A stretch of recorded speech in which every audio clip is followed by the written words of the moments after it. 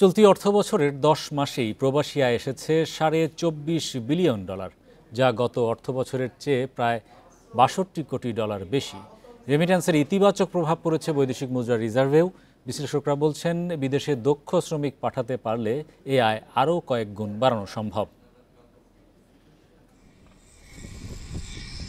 দেশের 1 কোটির বেশি মানুষ প্রবাসে কাজ করেন। দেশের অর্থনীতিতে প্রবাসীদের পাঠানো রেমিটেন্সের অবদান 6 থেকে 7%।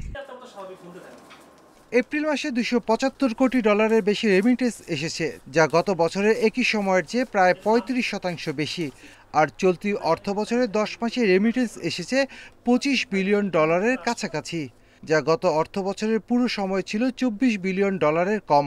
রেমিটেন্সের এই ইতিবাচক ধারা এখনো অব্যাহত রয়েছে বলে জানান বাংলাদেশ ব্যাংকের কর্মকর্তারা।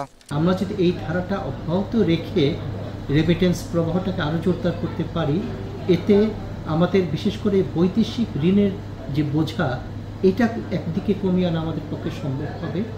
অনেক বাণিজ্যিক যে এলসি খোলার কথা, ইনওয়ার্ড এলসি, এই ইম্পোর্ট এলসি, সে এলসি খোলাতে সহায়তা করবে এবং উপর্যুপরি আমাদের যে ব্যালেন্স রিজার্ভ, সেই রিজার্ভ বৃদ্ধিতেও ইতিবাচক ভূমিকা রাখবে। বিশ্লেষকরা বলছেন, ছাত্র জনতার অভ্যুত্থানের পর অন্তর্বর্তী সরকারের নানা পদক্ষেপে দেশের প্রতি আস্থা বেড়েছে প্রবাসীদের।